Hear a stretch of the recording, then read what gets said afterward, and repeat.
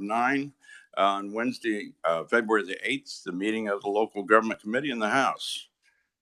Please give your attention to everything that happens. I just let you know ahead of time above the hearing that we're going to try to keep it to about 3 minutes on the testimony.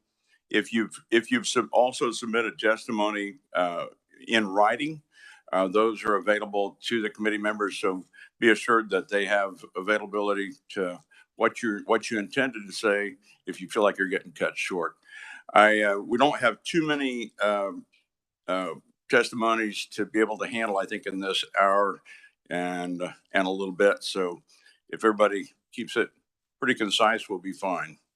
And but we will start this morning with request for a motion to approve January the 30th and February the 1st minutes. You have been sent them in your email. Is there a motion? Moved by the vice chair, seconded by Representative Essex. And any further discussion? If not, all in favor say aye. All opposed? And it passes. All right. We will, a number of you are here to either testify or hear about House Bill 2150 and 2145. And because of that, we'll get started with opening the hearing for House Bill 2150.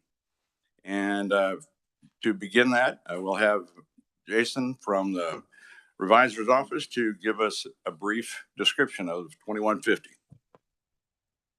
Thank you, Mr. Chairman, members of the committee. House Bill 2150 deals with city planning and zoning regulations, and in particular, the current statutory authority for cities to extend the application of those planning and zoning regulations into an area beyond the city boundaries up to 3 miles out into the unincorporated area of the county. So those planning and zoning regulations are applicable and do impact that land that's outside of the city up to those 3 miles. What House Bill 2150 would do would go in and repeal that authority out of 12-749. So you can see that language stricken on page 1 of the bill.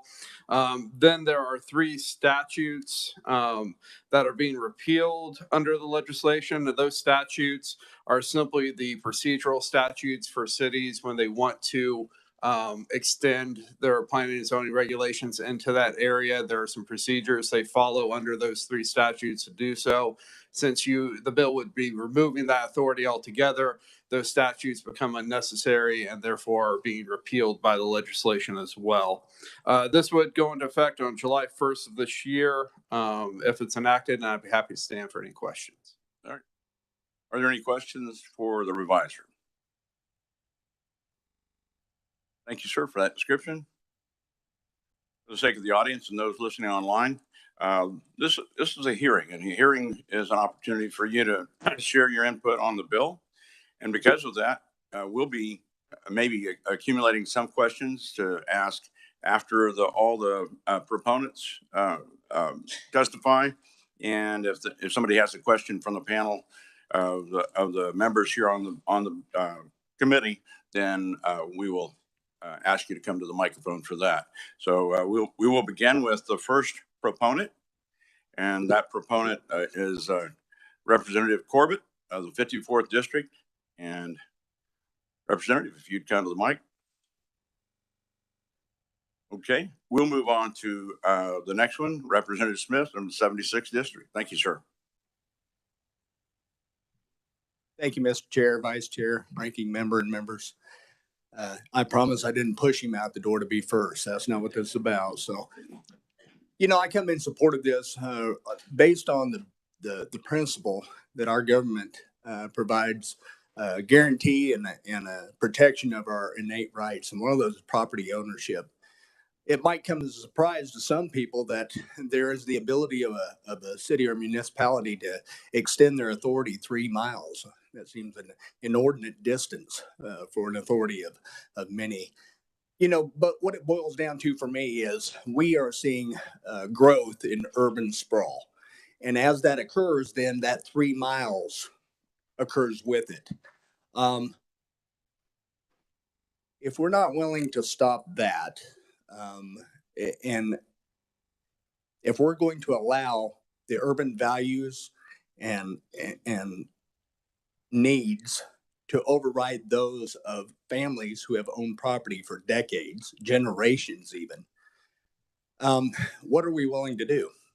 So I think it's absolutely important. I'm not going to take up too much of your time. You understand the principle. I'm certain of it. I'm not going to take up too much of your time, but we need to repeal this in the interest of those property owners. And I'll stand for questions.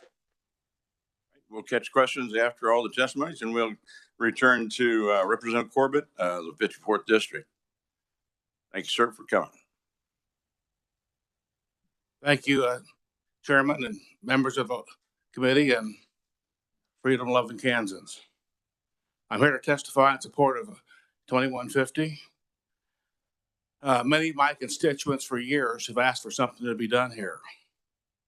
2150 removes the 3-mile circle around cities, basically controlling zoning issues. Farm Bureau says, something like farming rights are protected.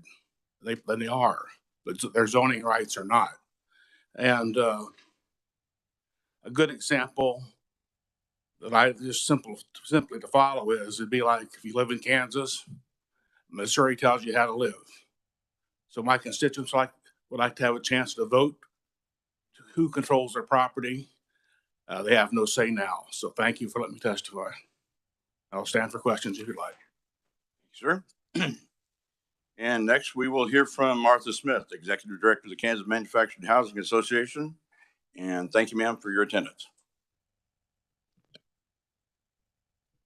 Thank you, Chairman Berquist and members of the committee. My name is Martha Smith, and I'm with Kansas Manufactured Housing Association, and I appreciate the opportunity to comment today on House Bill 2150. I think the reviser and both representatives did a great job of explaining why the bill was introduced and what it does. Manufactured housing and modular housing does provide a lot of rural housing, and a lot of time it's on single lot developments. And the landowners may not realize that they are within a 3-mile limit. And a situation that we see happen quite a bit is a family member, a grandparent or parent wants to give a family member 3 acres, 5 acres, whatever, to put a house on it. And so they come and see us, and we see that they're close to a city that has a 3-mile limit. And so we have to tell them, well, you really need to check with the county. You may not be able to do exactly what you want to do. So it is shocking for some landowners to find out that they're covered by city planning and zoning requirements. We do understand that there needs to be continuation of streets and sewer systems, et cetera. So we do kind of understand that. I was not here, at least, when this statute was passed. So I don't know how 3 miles came into existence. I would say if you think about 3 miles beyond the city, all the way around the city, that does cover a lot of land, and it impacts a lot of landowners. So with that, Mr. Chairman, I would be happy to stand for questions when the time's available. Thank you, ma'am. And Thank you. call on you if needed. All right. Next is Angela Cushing.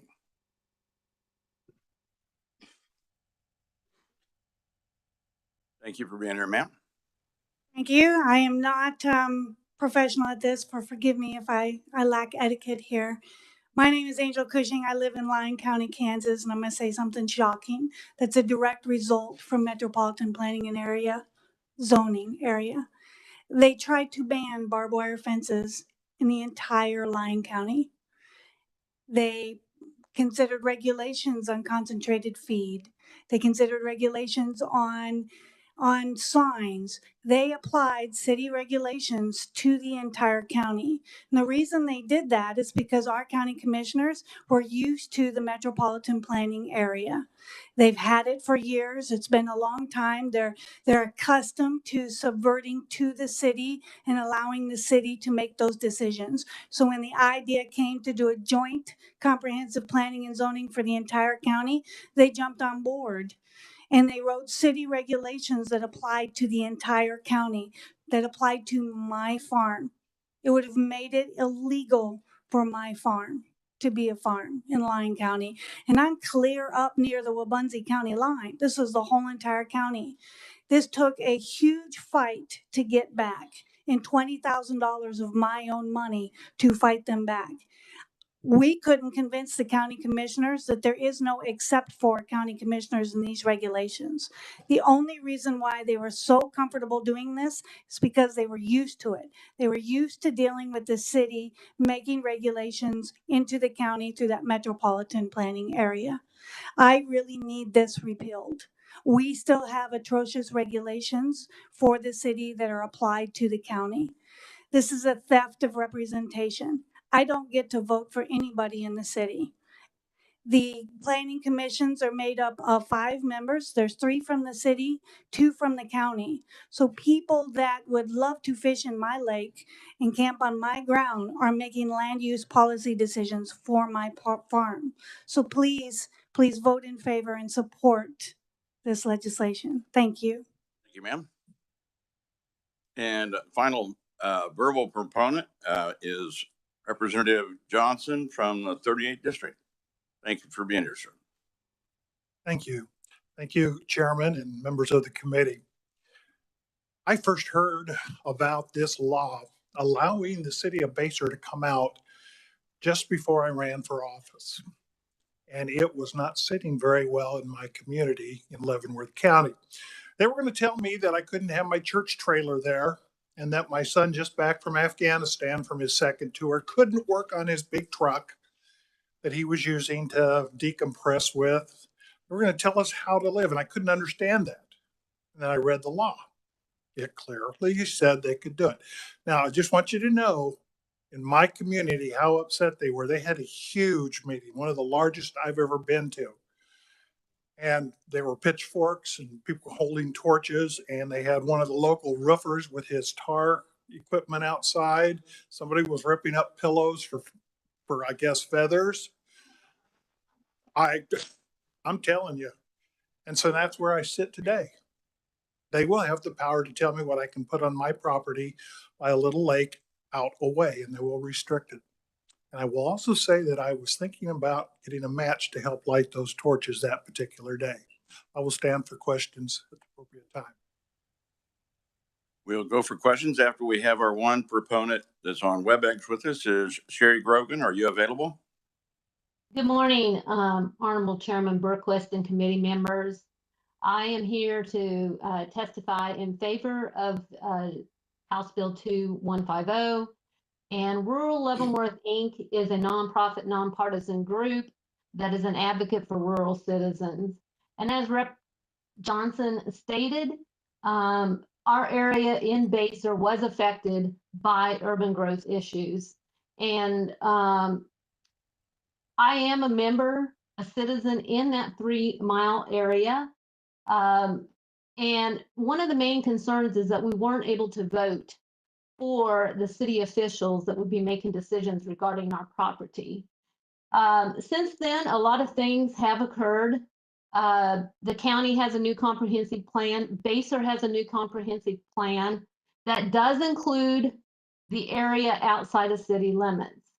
And as other proponents have testified, those boundaries extend the area quite significantly.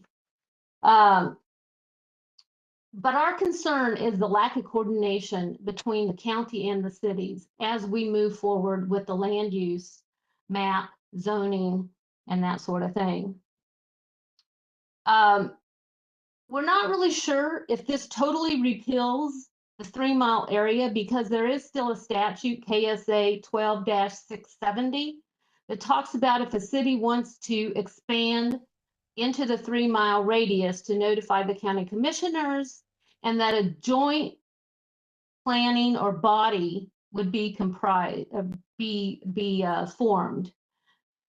So again, we urge you to support HB 2150. Thank you for your time, the time. If you'll stand by for any questions, along with the group that's here in the committee room. Committee, do you have any questions? Yes, Representative Underhill. Thank you, Mr. Chair. Can I ask a technical question of Spencer from the league? I know he's not speaking as a proponent, but I have a question regarding one of the proponents. If you'll submit your question, maybe our revisor can help as well. So okay. If you'll ask the question. Yeah, I was just curious, is similar to Lyon County, Junction City, Gary County, that have metropolitan planning commissions, don't those trump this statute as well, since it's a joint city-county effort as far as zoning goes?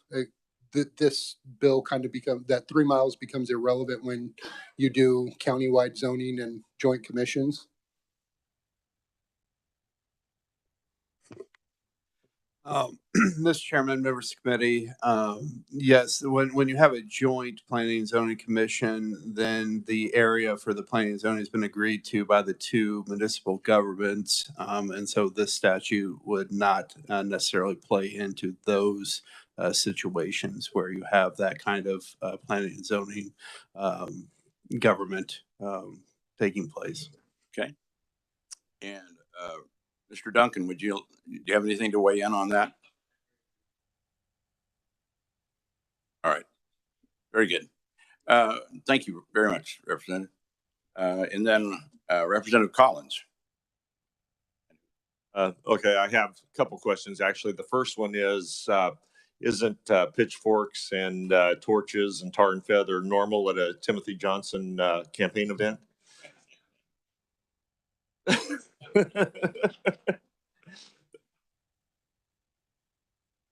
Okay, I will admit I was going to run against the mayor, but I declined to answer on the grounds the truth might incriminate me. Okay, well, thank you. And on a little more serious note, what about like overlapping, like if there are two cities 3 miles or less from each other, and this would be an overlapping zone? What happens in that situation? I believe that circle of influence, and I'll just weigh in. That circle of influence, if there's cities that are closer than 6 miles apart, then that zone is divided down the middle. 5 miles is 2.5 miles and 2.5 miles. Okay, thank you. All right. Other questions from the committee? Representative Barth. Representative Barth, thank you. Thank you, Mr. Chairman. I have a point of clarification question about what you were talking about, the joint planning and zoning. Is that also considered to be a unified government? Mr. Chairman, members of the committee, no, a unified government is a form of government in which the city and county governments are actually one and the same. What Representative Underhill was referring to is simply a metropolitan planning and zoning commission, where just that facet has been determined by both the county and the city governments to be, and for lack of a better word, unified for that county. That helps. Thank you, ma'am. Representative Amix, thank you. Thank you, Mr. Chair. And the revisor and colleague down here on the far right, being somebody that used to be with the city and the county, I was always told that the Metropolitan Planning Commission, or the agreements between the city and the county to allow that comprehensive planning, was something that would overrule this as a home rule kind of decision. So again, from your comments a second ago, does that overrule this by having the Metropolitan Planning Advisor? If I understand your question correctly, if 2150 were to be enacted and take away the 3 mile area zone, yes, you would still have metropolitan planning and zoning agreements, and those would still be effective for those areas outside of the city because of the agreements between the municipalities to do that, to apply that planning and zoning. Okay. Thank you very much, Mr. Chairman. Yes, Representative Bloom. I had a visit from our mayor, where I'm from, and he said they have electric substation within the 3 mile limit. And if we approve this bill, he would have no control over that substation. How do I answer that? I think that as we deliberate the input that's being given today, we'll have time between now and then for discussions to happen, because this bill will not be passed or failed today, but will be heard today, and input we get and questions that are related to this issue we'll work on answering, and then you can give that to your constituents. Yes, Representative Blex. Thank you, Mr. Chair. One other point that everybody that's concerned might think about. This also applies to city-owned airports, which can be 10 to 15 miles out from the city. And I had this case happen in Montgomery County to where they put in a new Cessna plant, and it was a city-owned airport, and they immediately put a 3 mile zone on it that impacted a lot of landowners. So sometimes it's further than the city, just 3 miles if in a case like where you have a city-owned airport or other property. Thank you, Mr. Chair. Thank you. Any others? Yes, if you'd like to make one more comment before we go to the opponents. Yes, ma'am. Answered a lot of these questions. If you would name your name again. My name is Angel Cushing. I'm from North Lyon County, Kansas.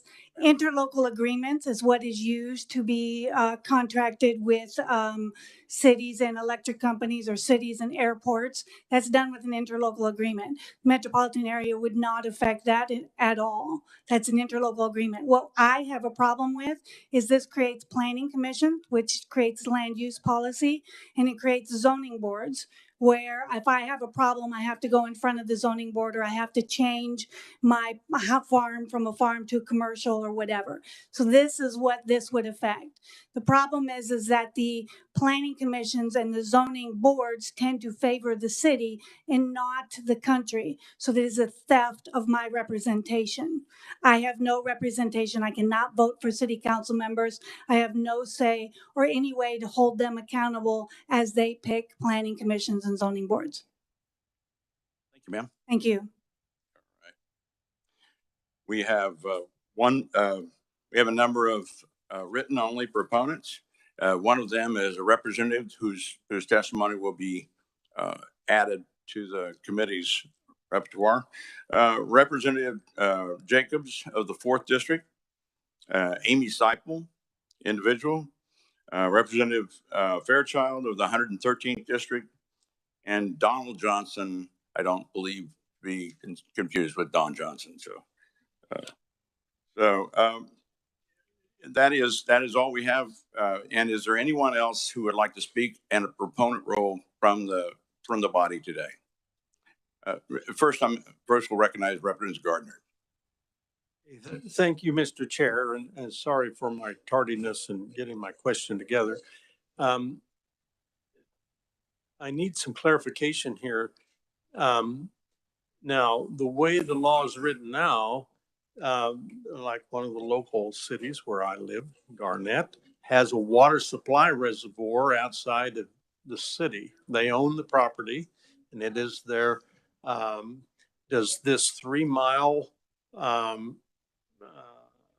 apply to that as well? Can they zone or can they control that property for 3 miles around that reservoir? I don't know the exact answer to that. I'm not sure we do have an answer. Riser. Mr. Chairman, members of the committee, I think any specific instances would need to be investigated further as to what the local ordinances and regulations are and what the situation of the property in question is. So I can't answer that question at this time. I apologize. Thank you. Thank you, Mr. Chair. Okay, anyone else from the audience before we go on to the opponents? All right.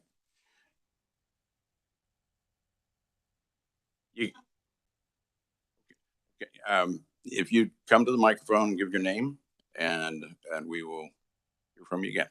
Again, Angel Cushing, I'm so sorry for my lack of professionalism. I don't do this all the time. I'm not a lobbyist, forgive me. To answer your question, if the city owns land, they are a landowner. So it is no different than me owning that piece of property in that parcel. Again, if they want to work with the county on that, that can be done with an interlocal agreement. This primarily affects planning commissions and zoning boards who make land use decisions regarding how the property will be zoned and how it will be regulated. So, Thank you, ma'am. thank you. Now we're ready for the opponents' testimony, starting with Spencer Duncan from Governmental Affairs Director from the League of Kansas Municipalities. Thank you. Chair, I will be brief. You will hear from other individuals about the history of this, how it's benefited cities and counties, all the important reasons. We, of course, think it exists, and you have a stack of testimony from folks, so I'm not going to repeat all that. I'm here to make 2 quick points to you this morning that I think are important. The first is be careful what you ask for. This zone was not just created to quote unquote benefit cities, as is sometimes the common perception. It was also meant to protect counties from unfettered annexation by cities who were afraid of just, hey, we just want to grow, so we're just going to keep annexing as we have urban sprawl. The rules put in place in this area give county commissioners the ability to step in and say, nope, we're not going to allow it to happen. That's not happening in some counties. I would elect better county commissioners would be my first comment. But so understand, be careful what you ask for because it can backfire on you. My second point is going to be this, and just bear with me for 1 second to tell you a quick story.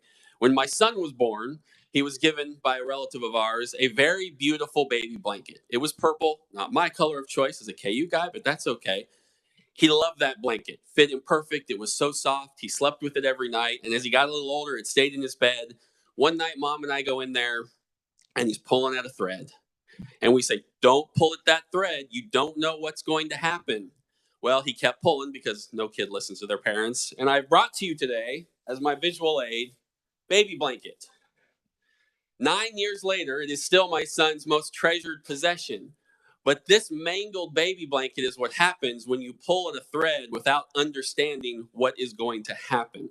And that is our biggest concern here is, if this legislature is serious about looking at the 3 mile zone, you cannot just pull at this one thread because it is part of a much larger tapestry. And in the last 15 minutes, you all have asked very good questions that we also don't have all the answers to.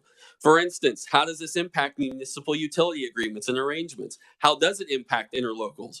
How does it impact projects currently bonded or in planning stages? How does it impact state and federal regulatory practices within these zones? How does it impact the metropolitan or regional planning commissions? And how does it impact the joint city and county infrastructure agreements within this 3 mile zone? I don't have all those answers, admittedly, but neither do you or the legislature. So please, if you really want to take a look at this, our plea is do your due diligence, let legislative research dig into it, give the cities and counties times to come back with those answers, and put this into some sort of special committee or interim committee to take a real look at it before you just pull at the thread and then we all try to figure out what to do and end up with this little thing. So thank you, Chair. I will stand for questions later when appropriate. Thank you, sir. Next, we have Amanda Stanley, City Attorney for the City of Topeka. Thank you, Amanda. Please come and share your testimony. Thank you so much, Chairman and Committee, for allowing me to come back today. It's not often I'm in the Capitol this many times in a week, but I'm here today to testify in opposition to House Bill 2150. With me today is my Director of Planning, who is the expert in this. If you have all those specific questions, like what happens if you own land outside of there, Dan is the person to bother about those questions, and he'll be happy to answer them. As I've listened today, there seems to be some misconceptions, so I just want to clear a couple things up. Spencer talked about like the history of this. This law is over 50 years old. It didn't come about as, oh, let's just give some veto right to cities. That's not what happened. People came back from World War II. Cities began to grow. We had population growth. We had business growth. We had job growth. And cities were looking at, well, we have to have orderly growth. From a tax-based perspective, it is not cost efficient to have utility lines that don't go in straight lines or roads that are not evenly platted or no control over what size lots you have as you're trying to serve public safety and fire and all of those other things that cities deal with every day. And so cities were looking at widespread annexation in order to protect orderly growth. But nobody loves that. Nobody wants to annex land that you don't need. It's not cost effective. It's not great. Nobody wants to do that. Or they were looking at this other system of, well, we just don't have any order. Well, nobody likes that either. And so they came up with this in between, which is extraterritorial zoning, which says in this area, outside the 3 miles, a city can put in plating or zoning requirements to protect orderly growth. But cities do not have the power in this arrangement. County commissioners have unilateral veto rights over a city. If they don't like zoning and plating in this 3 mile, the county commissioners that you elect can eliminate it. You elect these people to make these kind of arrangements and deals with cities. It is a true negotiation. Maybe 3 miles works for some cities, other cities it doesn't. We can actively work. We do have these active dialogues with our county to say, does 3 miles work? Maybe we should only do 2 miles. Maybe we should do 1.5. We have those discussions. In city of Topeka, we don't zone in our 3 mile extraterritorial zoning. We only plat, because platting is what is most important for us when we're talking about utilities, roads, lot sizes. I heard a lot about we need to eliminate this urban sprawl. We need to eliminate urban growth. But let's think about what you're really saying when you say let's eliminate urban growth. As a state, don't we want population growth? Don't we want workforces? Don't we want houses for them to live in? Don't we want public safety and clean water? We can't grow as a state if our cities are not growing. And orderly planning allows us to do that in a more cost-effective method. Extraterritorial zoning has worked very well for almost 60 years. If there are issues in a particular area, it can be handled at the local elected level through your county commissioners, who you elect, who you get to vote on, who have the ability to address all of these issues under the current law. So we'd ask that you just leave the current law in place, allow us to continue to do what we do at the local level, and work with our citizens to accomplish. People lose elections all the time because they don't listen to their constituents. I would ask that at the local level, go talk to your county. Go talk to your county commissioners. They have the ability to fix these issues now. Thank you. I'm happy to stand for questions at the appropriate time. Thank you, ma'am. And our third opponent for testimony in committee is Alan Dinkle, City Manager of Junction City. Thank you, Mr. Chairman and Committeeman. Again, I'm Alan Dinkle, City Manager of Junction City. I also have been City Manager in Kansas now for 34 years in 4 other cities in Kansas, Western Kansas, Southeast Kansas, South Central Kansas. We are different in Geary County and Junction City because we do have joint city-county planning. When I first moved to Junction City 8 years ago as city manager, I questioned, whoa, I'm allowing the city, the county decide. And our planning commission right now has 3 members appointed by the city commission and 3 members appointed by the county commission. So this is right. This changing this rule of the 3 miles will not take care of the Lyon County issue or the Geary County issue because we made an agreement. I think it's also made for good growth in our county. We've also had an agreement with our county commission to even have building inspection in the county. So when people are moving near the community, they have proper built houses. So it has spread out to more and more. It's a good thing. In the 4 other cities I've been in, we all had extraterritorial zoning of up to 3 miles. In one city, we went out 1 mile because it didn't make sense to go out further. We just did a 1 mile. In their city, we had our water supply was in that 3 mile area. We protected it. And guess what? We sold water to 8 rural water districts. So how our water is protected people as far as 20 to 25 miles out in 2 counties. Very important to have. I think it'd be a travesty to take away the 3 mile zoning. Again, when I was in 2 cities that started 3 mile zoning, the city commission just go, we want to do it. We made an agreement with the county. We went to the county. So it wasn't the city imposing themselves on there. It was an agreement with the county commissioners. And everybody city, I'm a Western Kansas farm boy, and I have rural land in Ellis County, and I still own farmland there.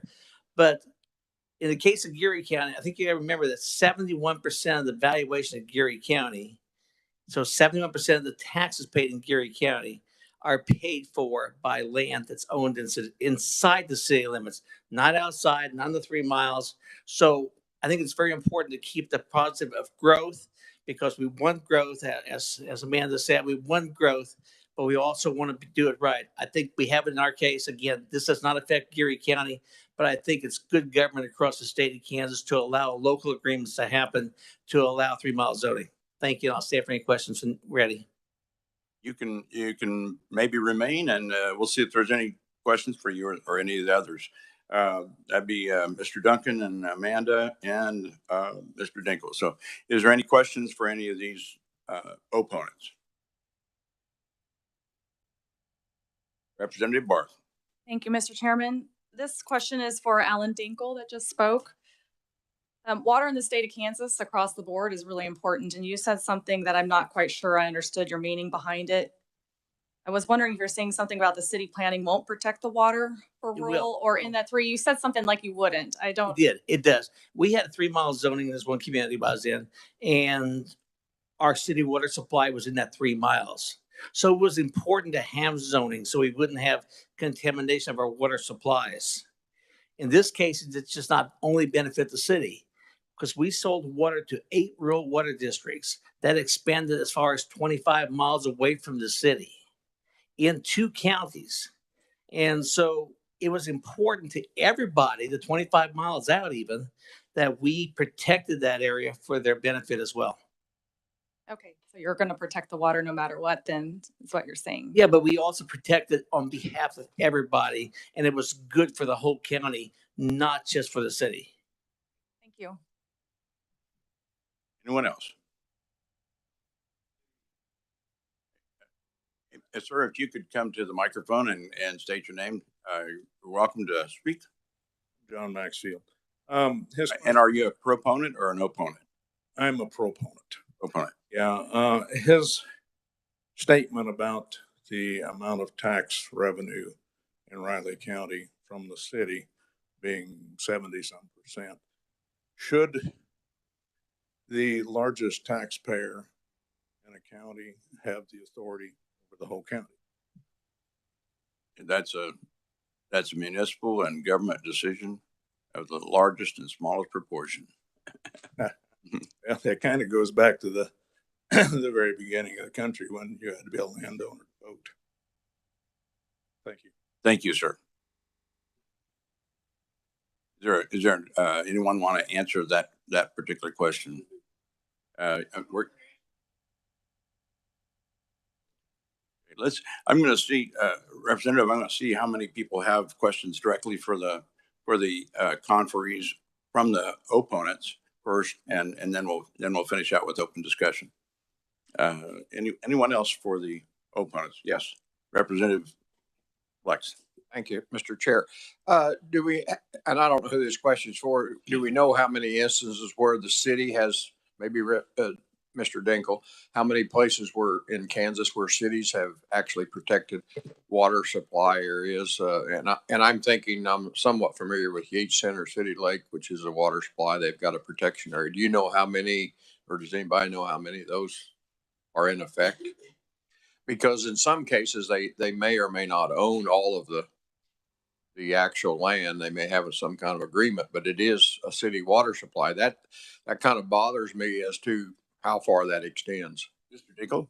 Our case, sir, in our case was our wells were, our water supply was in the 3 mile area. So it was not a problem. But in their city, when I was in Hoisington, our wells were actually 10 miles away. So we had no zoning control. We actually were in the Great Bends area, actually. And because we piped water that long. So we only, but in the 4 other cities I've been in, our water supply was in the 3 mile radius. But like I said, in Geary County, I don't have to worry about that because I do have to join the county city planning because that was a local decision made by both bodies. Okay, thank you for that clarification. Anyone else direct questions? Yes, Representative Featherston. Thank you, Mr. Chair. I'm curious, what kind of services does the city supply that 3 mile zone?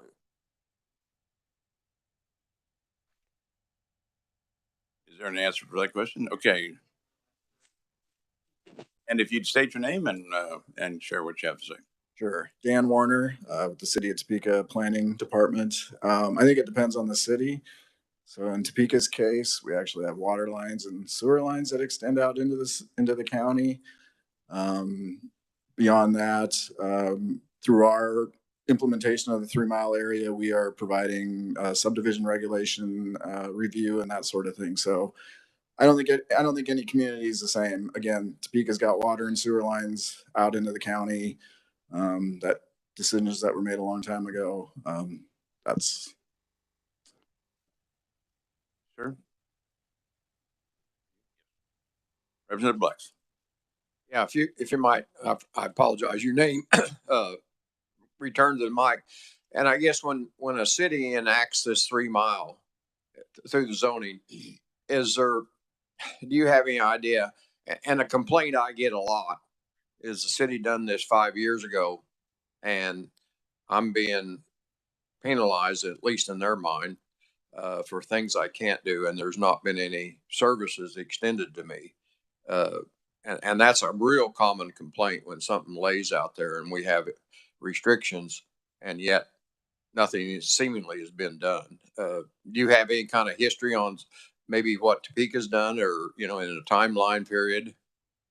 Representative Flex. Is the question regarding annexation, or is it regarding the 3 Mile area? If it's a 3 Mile area, there really aren't any things that have to happen after you do that. You implement that with the assistance of the county through an agreement with the county, and then you just start responding to things that come into play. So requests to divide property, that sort of thing. There isn't really anything else that needs to happen with that 3 Mile area. And thank you for that clarification, because that is, exactly where I was getting to, in the fact that, there's no requirement to do anything, but yet we are impacting people's lives, at least in their minds. So thank you for that. Thank you, sir. And okay, Representative Corbett, if you'd come to the microphone and state your question or comment.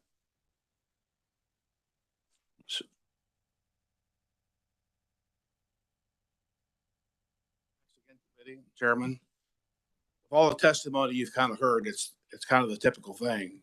Everybody's taking their eye off the ball. This is a simple. Every city and county can negotiate anything they want. The big picture here is to eliminate the circle and let everybody work it out. And as far as growth, Kansas has had a declining population for the last 11 years. In the last census, 80 or 90 counties have lost over 10% of their population. Maybe 50 years ago, things were cooking.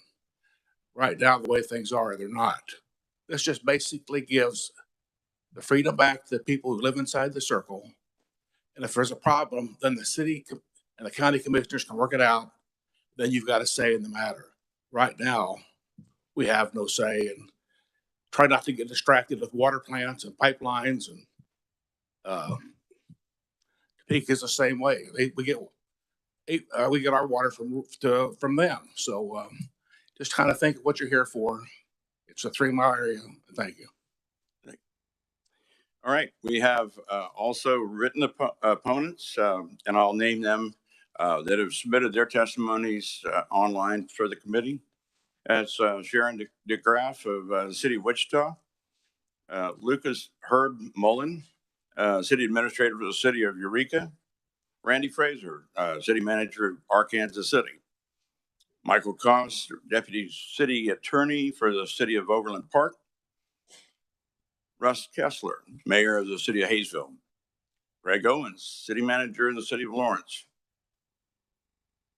Kim Everly, County Clerk for the City of McLuth, James Thatcher, Mayor of Clay Center, Ron Fair, City Manager, City of Manhattan, Bradley Pendergrass, City Administrator of Scott City, Murray McGee, City Administrator, City of Mound Ridge, Richard Lemunion, City of Mays, and Keel Magnus, City Manager of City of Derby. Those references can be read in your packets online. We'll move on to, if there is no other opponent testimony, If there is no other opponent testimony, we'll move on to neutral, and that's with Mr. Josh Savati on behalf of the Kansas Municipal Utilities. Thank you, sir. Thank you, Mr. Chairman and members of the committee. I apologize for the mass confusion. If you look at our written testimony, I initially wrote it in opposition, and then my boss, who also happens to be my wife, said we're really more neutral than that. So it says neutral on the top, and then the opening line says we're opposed. But she wanted to make sure that the committee understood it's really more a question of the nuts and bolts of this, which is why we're neutral. As has been mentioned and actually been asked by several of the members of the committee, the municipal utilities are all of the city-owned water and electric and gas systems in the state of Kansas. Some of those are just water systems, but some cities like Clay Center or Garnett also provide electrical service. And we would just ask that as the committee deliberates this, just as an editorial comment for me, hearing all of the testimony, I get the sense that the big interest in that 3 mile zone are more land use decisions by the city, or for those of the individuals that have testified as proponents of this. And we would just say, as you deliberate it, let's make sure that we don't get utility services wrapped up in those, because the 3 mile zone is part of our service territory outside of those city limits. So our services do extend out beyond that, and that does require a certain level of city capacity to make sure that those are delivered in a normal and planned method, so that we can make sure those systems function correctly. And then also the better planned they are, the cheaper it is for everyone involved, the people living in the city, and then also the people just outside of the city that are receiving those utility services. Thank you, Mr. Chairman. Thank you, sir. Any questions for Mr. Savati? Okay. I'd like to close this hearing by saying a number of you may have come here for that we do have the written testimony from Representative Riley, neutral, and he's from the 80th district. Bifocals, excuse me.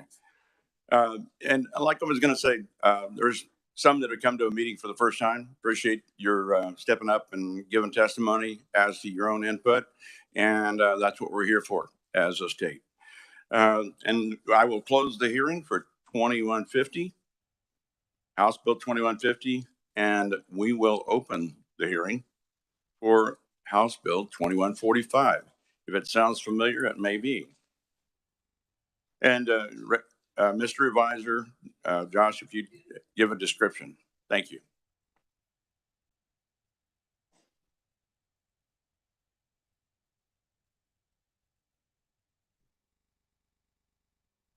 We can pause for a second while they get clear. That's fine. Or if they want to stay.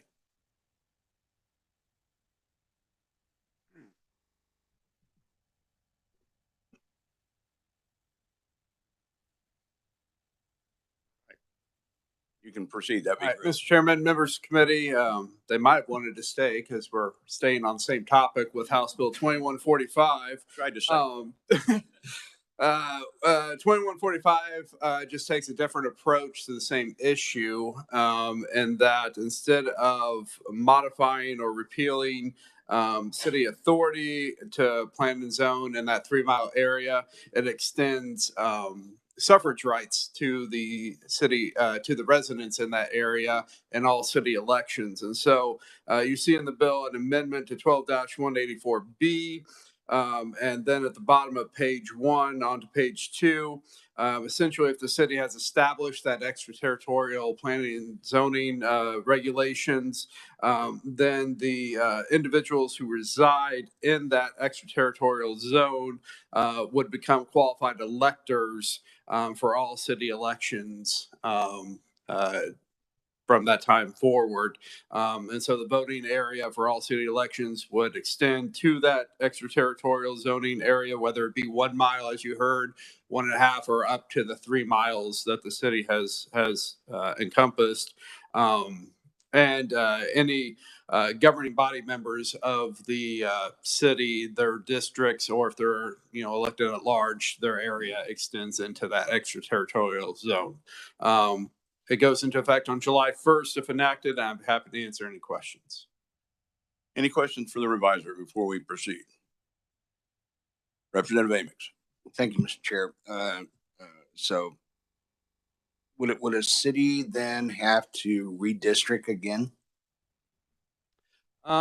Essentially, I think you would if you were running city council districts, and you were to zone out into that 3 mile area. I think you would need to redistrict under the principles of one person, one vote to ensure that those individuals living in that extraterritorial zone were constitutionally represented on the city council if you're going to extend suffrage to them. Yes, sir. So, wait and thank you, Mr. Chair. Is this really constitutional to extend this voting right? I don't know of any particular provision that prohibits extending a voting right, provided that you abide by the constitutional principles of equal protection for that constitutional right of voting, so that it's one person, one vote. If you're using a district form of representation where you've allocated a certain portion of the population to various districts, as long as that meets constitutional standards, I don't know that it's unconstitutional to extend voting rights to a new population area necessarily, as long as it's well defined and you meet those constitutional principles in redistricting. Thank you, Mr. Okay. Thank you, sir. Now we will hear from our one stated proponent, and that is Representative Blue, who lives in the 112th district. Yes. Thank you, Mr. Chair and members of the committee. You guys already heard everything previously, so I don't want to belittle that or go into that. But the one thing I do want to just say is basically, if you live in this area and then you have a right, you should have a voice. If there's certain city ordinances that you have to follow, then you should have a voting right. And so that's kind of where it's coming from. I currently live in a 3-mile radius, and it really started when I built a shed. And next thing you know, I have the city inspector calling me saying, you did not get a city permit to do this. I don't live in the city. And in the end, I either could have been fined or I could have paid the permit fee. And all of this was over $10. So I just think that it's getting a little ridiculous. When I filled out all the paperwork for the shed form, they wanted way too much information, and I don't know why they needed to know it so that way when they go and assess my house property tax wise, that way they can skyrocket my property taxes. But anyways, that's where this is coming from, and it's just an alternative. I do support 2150 as well. I just wanted to give another idea to you guys, and I'll stand for questions at the appropriate time. You look at this as an alternative to, as a plan B alternative to 2150. Yeah, I think, and one thing I think, Mr. Chair, and I really want to just note too, clearly this is an issue if you look at all the people that I've never seen this room so full. And so I think that this is something that I appreciate the chair and the members to be listening to this issue. And this is an issue, I think, across the state. So I do consider it an alternative. I just want to note in there too, one thing I did put in there was if there are special elections such as in Great Bend, this is what made me think of this. In Great Bend, we had a bond vote for the police department and that kind of stuff. We had a couple votes to increase our sales tax this past go around. So I just want to note that I think if we are going to have to abide by city ordinances, then we should be able to vote on those issues as well. Anyone else? Okay. Thank you. Thank you, Representative. And also as a proponent on WebEx, we have Sherry Grogan, again, coming to us from Rural Leavenworth Incorporated, president of Rural Leavenworth Incorporated. Are you still here, Sherry? I am. Thank you. I'm testifying in support of this bill, and I see it as in addition to, not an alternative. And that's because of the previously stated KSA 12670 that allows cities and counties to negotiate and have a joint board. But as the previous proponent mentioned, if the citizens outside the city limits have to follow city rules, then it makes sense to allow the rural citizens to vote in the city elections and even possibly run for some of those positions. So I would encourage you to support this bill. Thank you, ma'am, for your testimony. Any questions for, Representative Collins? Thank you, Mr. Chair. Wouldn't this, extending voting rights to these people, well, of course, then, you have questions of taxes and other things, but that in a way would be really kind of annexing the 3 mile area. Sherry, do you have an answer for that? I don't believe it would, but I really don't know. Well, yeah, I understand that, but we have, I think with voting rights also come some responsibilities, and so that'd make a person say, "Well, no, I'm not in that city, so I don't have any responsibilities to that city, but I'm going to vote in their elections." That's a good point. Okay, any other questions for the two conferees? Appreciate your patience. We will now move to opponent testimony from Spencer Duncan, Governmental Affairs Director of the League of Municipalities. Thank you. Back to the microphone, sir. Chair, sorry, no visual aids this time, just me. I will keep it short.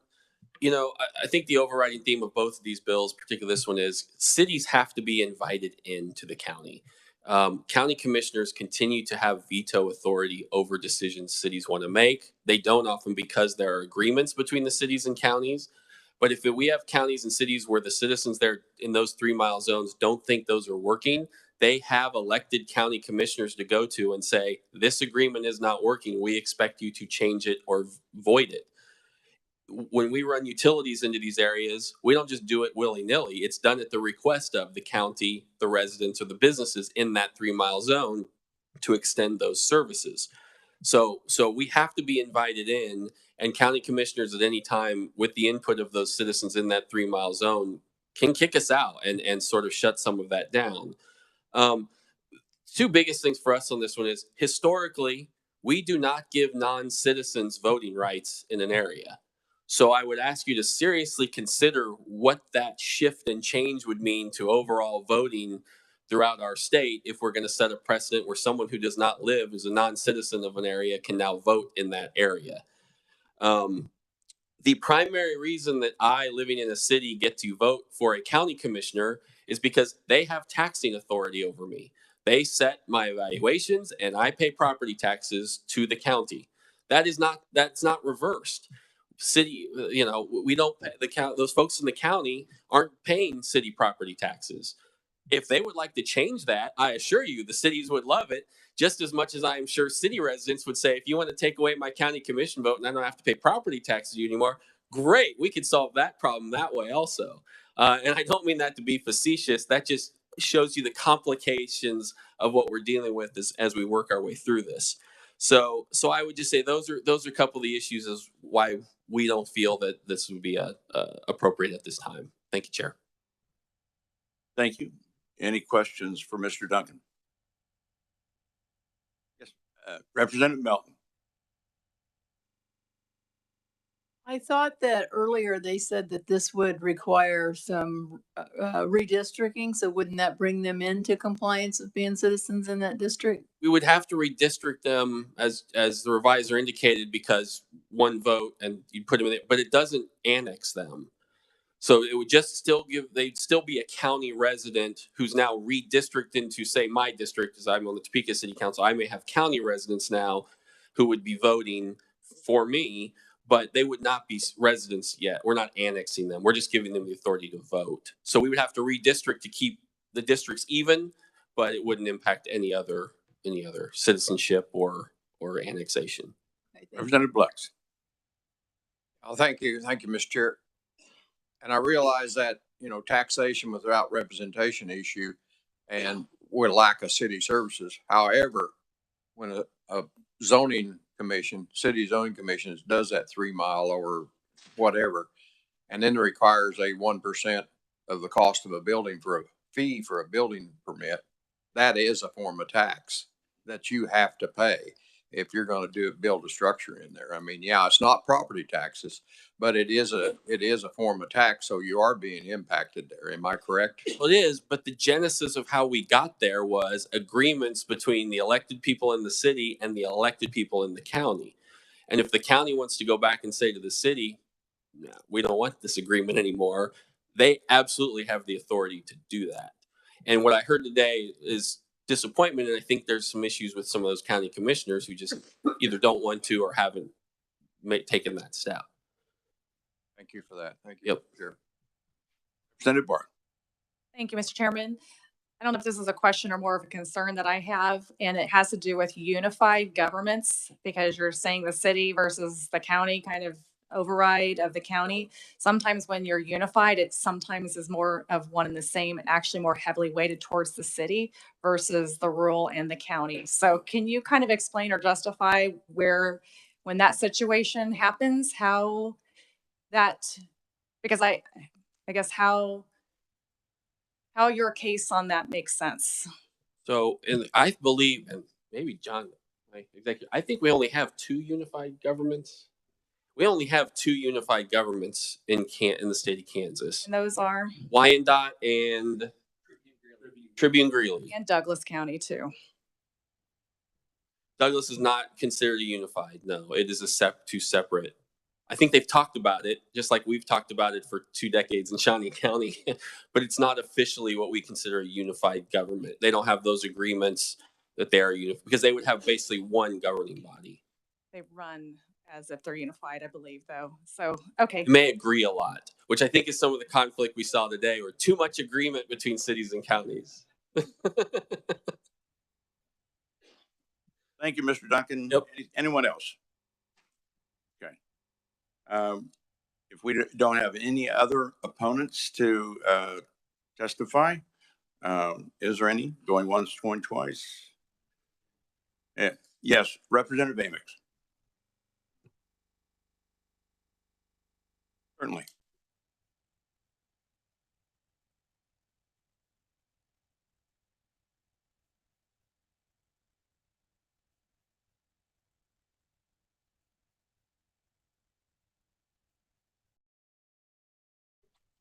Mr. Chairman, members of the committee, no, I believe the bill states that they are qualified electors for any city elections, which will include any questions that come up, election of the mayor, election of city council mayors, election of bond issues or other sales tax issues, any city election, they would be eligible to vote in.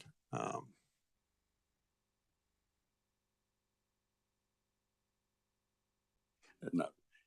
Okay. Hey, good discussion, folks, on both bills. We will close the hearing on HB 2145. We appreciate the conferee's input.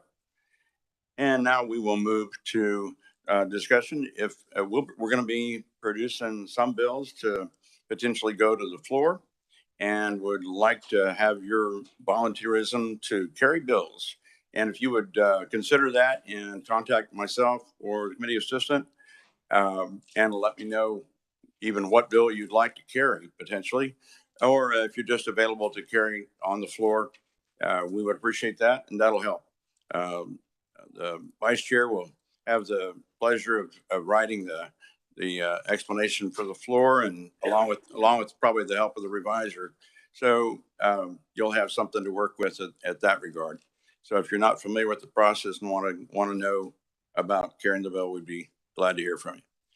Is there anything else that we'd like to share for the good of the body? We will have more bills to deal with in our meeting on Monday, and you'll see which ones those will be in the next day or so. So, hey, thank you so much. And this meeting is adjourned.